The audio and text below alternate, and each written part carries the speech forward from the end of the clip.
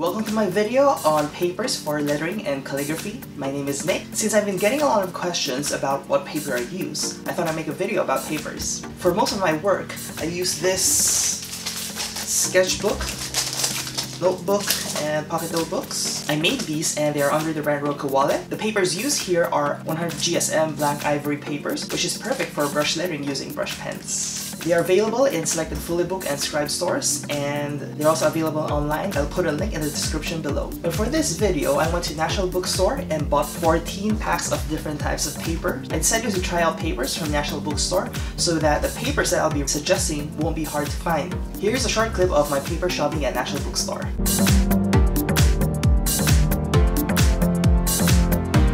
Now that I have my papers, these are the tests that I did on each paper. The hand lettering test, the watercolor washing test, the watercolor blending test, and the color blending test using Tombo's colorless blender. So for the hand lettering test, I lettered the word brush using Tombo's Wooden Also Get brush pen, hard tip, the color blue one, which is actually my favorite pen to use. I also lettered the word brush using Tombo's dual brush pen. For the watercolor washing technique, I use a plastic cover, a spray bottle, the Galaxy Colors of Tombo's dual brush pen. This is to test which paper will show the least wrinkle after drying, and also to test which paper won't let the ink bleed through the other side. For the watercolor blending, I made two blue vertical lines beside each other. One is darker and the other one is lighter. Then I blend them together using water and paintbrush. This test will show which paper allows the colors to seamlessly blend together. Next, for the color blending, use Tombo's colorless blender pen to directly blend the two colors on the paper to test on which paper will this pen work. I also test how fast the paper absorbs ink by making a dot for 3 seconds to see which paper will show a fast ink scattering. We don't want that if you want clean, sharp edges on our letters. So let's get started.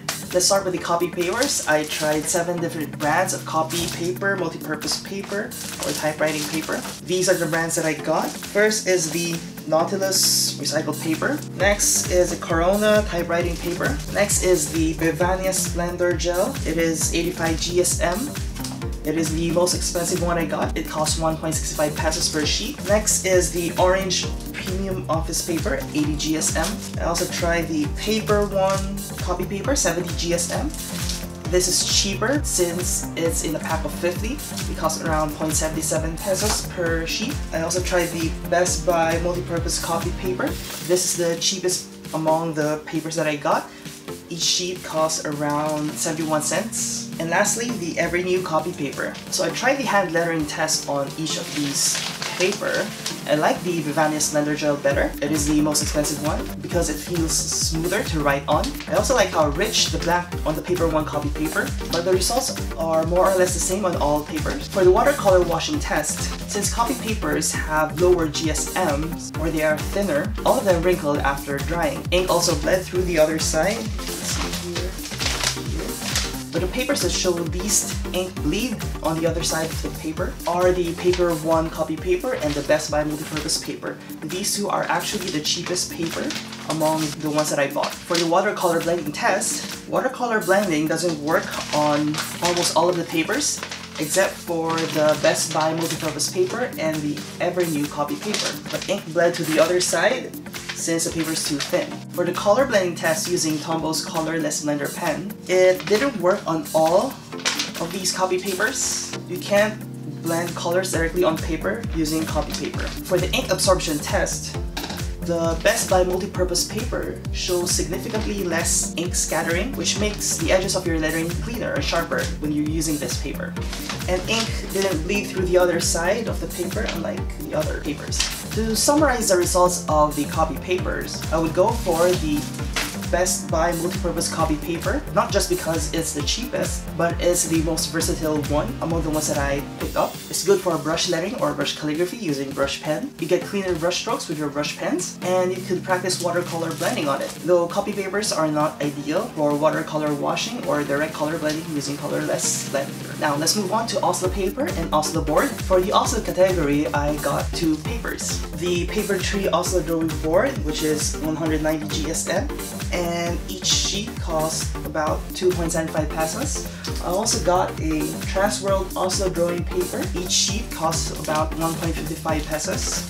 For the hand lettering test, Oslo papers have a rougher feel or surface, which is the opposite of a coated paper, which makes them absorb ink really fast, causing ink to scatter faster as well. So it's not a paper that I would use for brush letting since I want my letters to have clean and sharp edges. For the watercolor washing test, the watercolor washing test on the Oslo paper was a complete mess, but surprisingly, it worked on the Oslo board. For the watercolor blending test, watercolor blending works on both Oslo board and Oslo paper, but ink will bleed through the other side on the Oslo paper but not on the Oslo board. Now, for the color blending test using Tombo's colorless blender pen, it doesn't work on the Oslo paper, but it works a little bit on the Oslo board, but I wouldn't recommend it. For the ink absorption test, obviously, the Oslo paper failed the test, but the Oslo board shows acceptable results, but not as clean as the Best Buy multi-purpose paper that we tested earlier. So to summarize, I won't use an Oslo paper for brush lettering if I were you, but if you're looking for a cheaper alternative for watercolor washing, you could use Paper Tree's Oslo drawing board, but the paper is not white like watercolor paper.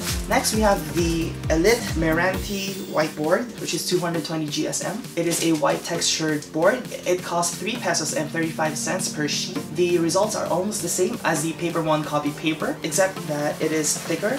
That's why ink doesn't bleed through the other side. I also tried a parchment paper, the Star Parchment Paper, which is 85 GSM. It costs 1.88 pesos per sheet. For the hand lettering test on this parchment paper, it is a decent paper for lettering. It is not a good paper for watercolor washing or watercolor blendings, since this paper wrinkles really bad when wet. For the color blending using Tombo's colorless blending pen, it works really well because of its smooth surface. To summarize, it is an excellent paper for color blending using brush pens directly on the paper, but not anything to do with water. It is also a good paper because it is translucent. You don't have to draw the guidelines or sketches on this paper. You can draw them on another paper and then put it underneath this one so that you don't have to erase the guidelines after. So that is one good thing about the parchment paper. I also tried the famous Manila paper, but I won't waste any of your time talking about the Manila paper. All I could say is don't use this paper. It is worse than the Oslo paper. Next on the list is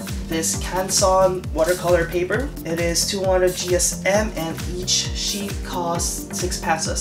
So for the hand lettering test, it shows good results using the Tombow dual brush pen, but I wouldn't recommend it when you're using the Tombow Fudenosuke pen or if you're going to make a small lettering work. Since the paper is textured, your letters will look naturally shaky on this because of the paper texture. For the watercolor washing test and the watercolor blending test, it shows excellent results because this paper is designed for that. For the color blending test using Tombow's colorless blender pen, it works perfectly well on this paper. For the ink absorption test, it shows minimal ink scattering, which is good. To summarize, this is the paper to use for watercolor washing and watercolor blending, but it is more expensive than the other papers. The last paper to test is this Nature Print Specialty paper. It is 80 GSM. It is a scented paper and it has designs printed on it. The reason why I included this paper is because it looks like a coated paper, because I normally use the smoothest paper I could find when I'm working on lettering that will be transferred digitally so that I could have the cleanest and sharpest letter edges. For the hand lettering test, you get really clean brush strokes because of the smooth surface, but the ink seems lighter on this paper and the designs will be seen over your brush lettering. For the watercolor washing test, it's not a good idea to use this paper. Since it is coated, it absorbs water really slow. For the watercolor blending test, it works okay, but it dries really slow. For the color blending test using Tombow's colorless blender, it works really well on this paper. For ink absorption test, ink doesn't scatter on this paper. It also doesn't bleed through. To summarize, this is a good paper to use for brush lettering and color blending, but I won't use it because of its scent, and I don't really use papers that already have printed designs on them. There you have it. I reviewed 14 different kinds of paper. I hope all this information is really helpful. The prices that I mentioned are the prices during the filming of this video. So if you're watching this video far from the published date, the prices may no longer be that accurate. I've also made a chart to make it easier for you to recall which paper is good for which technique. I'll post a chart on my new blog, which I'll be creating later or days later. Link will most likely be in the description below, so go check it out. And thanks for watching. Please give this video a thumbs up if you've learned something. Share it with your friends who might find this video really helpful. Don't forget to subscribe to my YouTube channel so that you won't miss out on any of my tutorial or process videos. Comment down below if you have any questions or if you have any video tutorial requests. Follow me on Facebook and Instagram for my latest work. Link will be down below, and I'll see you on my next video. Bye!